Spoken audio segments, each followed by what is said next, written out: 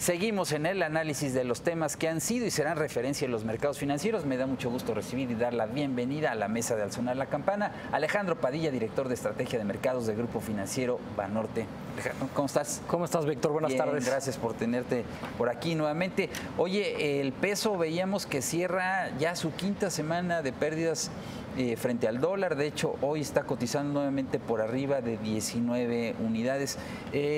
Básicamente, ¿tú qué estás analizando? Tuvimos una semana complicada con lo de la negociación del Telecán, pero también sigue estando en el radar de los mercados el tema de las probables alzas de tasas de interés en Estados Unidos. Sí, hemos visto un peso que se ha comportado de manera bastante volátil en las últimas sesiones y en las últimas semanas, y yo creo que son tres factores los que están determinando el comportamiento de los mercados, y esos tres factores no le ayudan al peso. Uno es el Fed. El Fed se ha tornado más hawkish desde hace un par de meses, pero ahora el debate del mercado es sobre quién va a ser la próxima cabeza del Fed.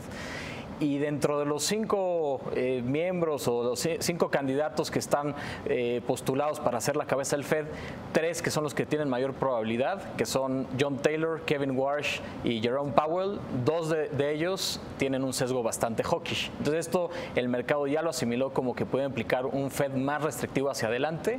Esto implicaría también un dólar más fuerte y esto no le ayuda al peso. Los otros dos factores, uno tiene que ver con el Telecán, que como bien dices, una cuarta ronda de negociaciones que se veía bastante complicada y que eso pues ha incrementado la prima de riesgo en México.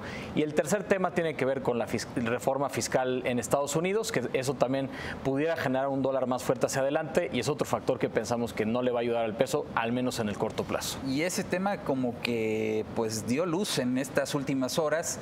Se aprobó en el Senado de Estados Unidos una herramienta que le llaman la reconciliación, ¿no? Así es. Que le permitiría a los republicanos pasar el plan fiscal de Trump sin el respaldo de los demócratas, ¿no? Correcto. Entonces, eso está también generando esta expectativa de que pues la economía se vería pues beneficiada, se impulsaría el crecimiento, habría más inversión. Y bueno, no son buenas noticias para México.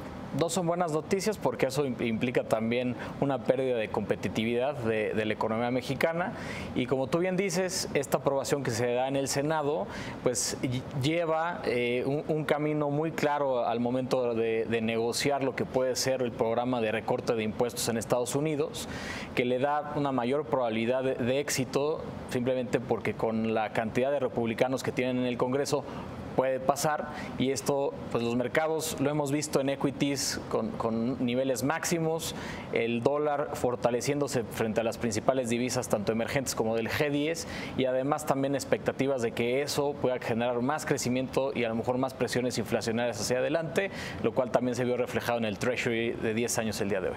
Claro, y el otro tema que también estuvo muy presente en la semana en los mercados, lo que tú mencionabas sobre los candidatos a ocupar la presidencia de la Fed. Ya se dice que los mercados tienen bien identificados los favoritos de Trump, que son, yo tenía 2, pero está también Kevin Warsh, como dices, Jerome Powell y John Taylor. Y esto pues también dejaría ver de alguna manera que la señora Yellen ya no va a continuar ahí, ¿no? Yo creo que Yellen sería la candidata perfecta porque es continuidad de lo que ha hecho el Fed, y además los mercados la ven como la opción más dovish. Ahora con John Taylor ganando pues una mayor atención, todo el mundo hace referencia a su famosa regla de Taylor, en donde cuando uno la compara, pues las condiciones actuales bajo la regla de Taylor implica una tasa de referencia en Estados Unidos que puede ser hasta 200 puntos base por arriba de donde estamos. Entonces, por eso es que los mercados lo descuentan como un escenario mucho más hawkish, y también sabemos que eso pudiera generar en algún momento un comité que no tenga una dirección o un liderazgo muy fuerte.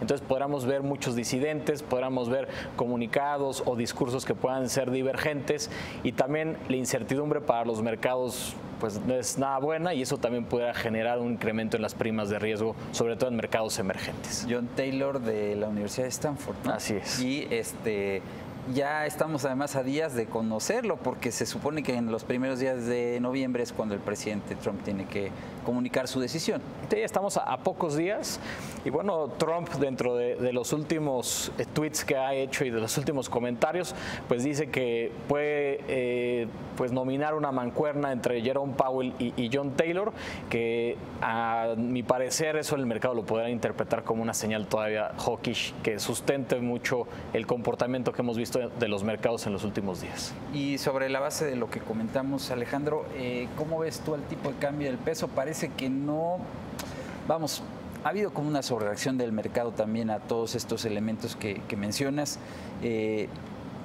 ¿No habrá un anclaje a favor del peso por la vía de los fundamentales, que tendría que haberlo, ¿no? Sí, probablemente estemos viendo un overshooting en el mercado.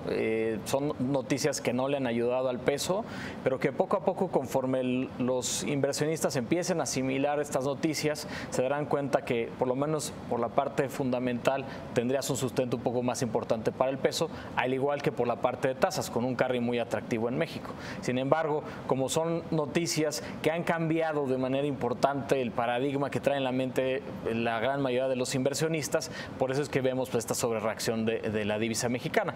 Lo que vemos hacia adelante es que probablemente pues, en la parte baja, en el muy corto plazo, le pueda estar costando trabajo romper el promedio móvil de 200 días, que ahorita está alrededor de 18.75, y en la parte alta, pues niveles cercanos a 19.20 son figuras técnicas importantes, donde hay vencimientos de opciones, y en donde a lo mejor el mercado pudiera tornarse con una posición contraria, ¿no? A lo mejor empezando a aprovechar esas oportunidades para empezar a vender dólares arriba de esos 19.20, ¿no? Estaremos atentos a esos niveles y yo te agradezco que hayas estado aquí, Alejandro. Muchas gracias, Víctor. Que Buen tengas un excelente fin de semana. Gracias.